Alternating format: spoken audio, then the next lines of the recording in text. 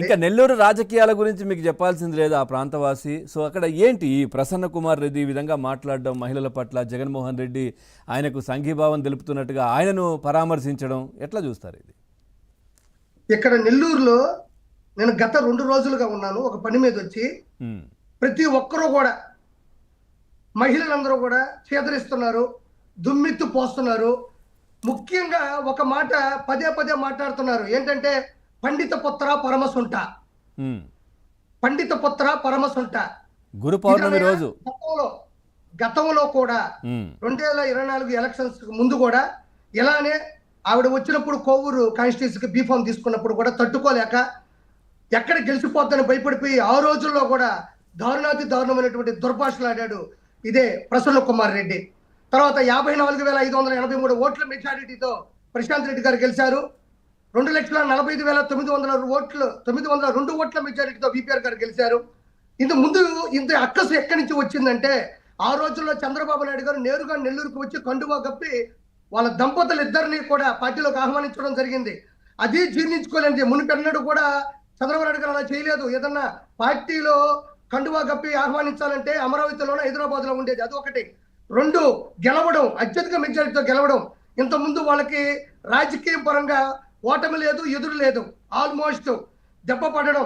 ఆ తర్వాత ప్రశాంత్ రెడ్డి గారు 24/7 365 డేస్ ప్రజల్లో ఉండడం, 230 కోట్ల రూపాయలు నిధుల్ని మంజూరు చేయించుకోవడం, మిగతా అన్ని విషయాల్లో కూడా దగ్గరుండి చూడడం, పేదల పక్షాన పోరాడడం, 24 అవర్స్ ఎప్పుడు చూసినా ప్రజలకి అందుబాటులో ఉండడం. అంటే ఏంది ఇది? ఏదో ఓడిపోయాను మళ్ళీ గెలిచే అవకాశం ఉందేమో అనుకున్నాడు. ఇప్పుడు ఆవిడ చేస్తున్నటువంటి పనులు, ప్రజల పక్షాన చేసేటువంటి పోరాటం చూసి భయపడిపోయినాడు. అదే కాక మొన్న నారా లోకేష్ గారు విఆర్ స్కూల్ ఓపెనింగ్కి వచ్చినప్పుడు 1.5 అవర్ కీలక నేత, ఈరోజు టీడీపీకి ఒక దిక్సూచి, నవ యువ నాయకుడు, అలాంటి వ్యక్తి 2:30 నుంచి 4 వరకు విపిఆర్ గారి ఇంట్లో భోజన విషయంలో కూడా గడపడం, ఇవన్నీ చూసి చెమట్లు పడతా ఉండేసరికి వాళ్ళకు ఒకటే అన్నయ్య, రాజకీయాల పరంగా ఎదుర్కోలేనప్పుడు ఆడవాళ్ళ మీద వచ్చి పడిపోతారు. ఇంట్లో ఆడవాళ్ళ గురించి జుగుప్సాకరంగా మాట్లాడుతూ ఉంటారు. మొన్న అదే విధంగా మన కోవూరులో ఒకనొక సమావేశంలో ఒక ప్రసంగంలో ప్రసన్న కుమార్ రెడ్డి తట్టమట్టి పోసింది లేదు, మొత్తం పిహెచ్డి చేశాడు, అవినీతులు అన్నాడు. అక్కడ రాజకీయంగా పరంగా ప్రశాంత్ రెడ్డి గారు మాట్లాడారు తప్ప వాళ్ళ ఇంట్లో ఉండే ఆడవాళ్ళ గురించి, తల్లుల గురించి, చెల్లెల గురించి, కుమార్తెల గురించి కూడా ఎక్కడ ఒక్క మాట కూడా మాట్లాడాల. అప్పుడు ఏం చేయాలి?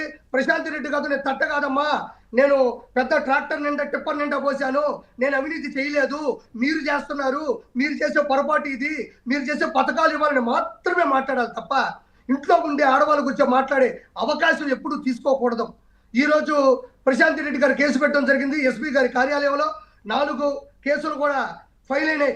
దాన్ని ఒకటే నేను ఈరోజు ప్రజలకు చెప్తున్నా, ఎవరైతే మాట్లాడారో అతనికి మద్దతునిచ్చి వెనకేసుకొని వస్తున్నటువంటి అనిల్ కుమార్ యాదవ్ని, అదే ప్రసన్న కుమార్ రెడ్డికి ఫోన్ చేసి మన విచారించినటువంటి, ఆయనకి భుజం తట్టి మాట్లాడినటువంటి ఎవరైతే ఉన్నారో జగన్మోహన్ రెడ్డి మీద కూడా ఖచ్చితంగా కేసులు ఫైల్ అవ్వాలి. ఏంటి వైసీపీలో మహిళా నేతలు ఉన్నారు కదా, వాళ్ళ వైపు నుంచి ఏమి అంటే వాళ్ళు అంతా దీన్ని ఎంజాయ్ చేస్తున్నారా ఈ మాట?